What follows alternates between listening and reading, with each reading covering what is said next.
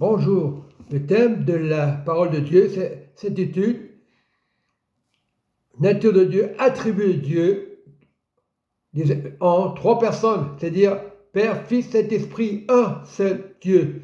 Exode 34 nous dit, versets 6 à 10, et l'Éternel passa devant lui et s'écria, l'Éternel, Dieu miséricordieux, compatissant, lent à la colère, riche en bonté et en fidélité, qui conserve son amour parfait jusqu'à 1000 générations, qui pardonne l'iniquité, la rébellion et le péché, mais qui ne tient point le coupable pour innocent et qui punit l'iniquité des pères sur les enfants et sur les enfants des enfants jusqu'à la 3e et 4e génération.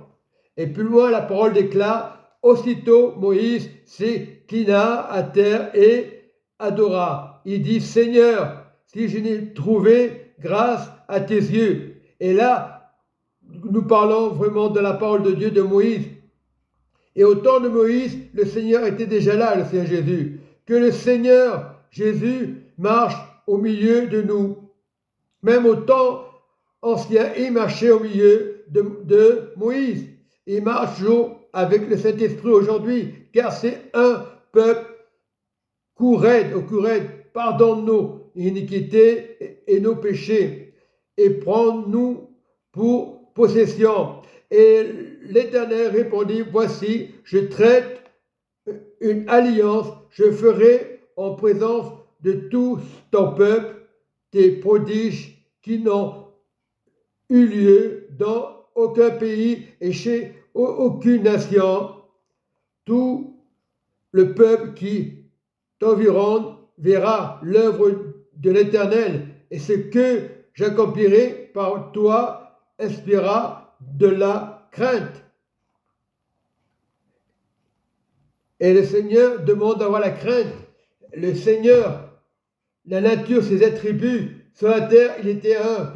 Et au temps de Moïse, il était l'Esprit un. En la nouvelle alliance, il était un attribut. Voilà, la nature, c'est-à-dire Dieu s'est fait nature. Il y a plus de 2000 ans, je veux dire, même avant la fondation du monde. Et notre Seigneur était toujours là, même au temps de Moïse, même au temps d'Abraham. Et c'est ça des attributs. Le Seigneur reconnaissant au temps jadis. Et aujourd'hui, nous avons le Saint-Esprit. Et le Saint-Esprit, c'est pour aider les autres. C'est pas pour être des religieux. Il se passe des trucs bizarres dans les assemblées, mais ce n'est pas grave. Le pardon. Si je suis venu à la croix, c'est pour pardonner. La nature de Dieu a pardonné sur la terre. Et aujourd'hui, par le Saint-Esprit, nous devons pardonner. Voilà pourquoi l'Église, il y a la confusion. Tout le monde veut des places. Tout le monde bloque les gens comme moi, qui a une révélation et que l'on pêche les personnes. Et ces personnes qui sont anciennes ne veulent pas que tu avances. Et on bloque le Saint-Esprit. Et se disent, c'est nous qu'on décide. Ah, c'est plus le pasteur. On est des anciens. Tout nous appartient. Et quand tu entends des frères qui te disent, ah, moi, ça ne m'a rien fait. Moi, tu ne me déranges pas avec tes paroles. Ça ne m'a pas impressionné. C'est des mensonges de Satan. Et je dis, c'est horrible. Parce que c'est pour ça pourquoi l'Église est malade, fatiguée. Parce qu'on coupe les ailes des fidèles. On les décourage, au lieu de les encourager, on les décourage. À lui, il ne fait pas partie du groupe. À lui, il donne rien du tout. Il ne donne pas ses trésors.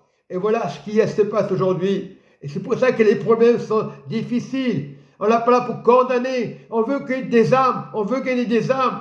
Et au contraire, on doit encourager des âmes comme moi, qui ne trichent pas, honnêtes en toutes circonstances. Peut-être j'ai raconté ma vie, peut-être on m'a surveillé, peut-être on m'a vu, lui il va partout, on m'a traité de chrétien papillon. Et ces personnes qui parlent comme ça, qui sont parties, il y a une raison. parce qu'ils n'ont pas eu ce qu'ils voulaient. Et ils vont te dire, tu ne m'as pas impressionné. Voilà le mensonge. Mais moi je dis, le Saint-Esprit, tu n'as pas impressionné le Saint-Esprit. Quand on est rempli du Saint-Esprit, moi j'ai gagné la bataille. Moi, le sang de l'agneau de Jésus m'a racheté de tout péché.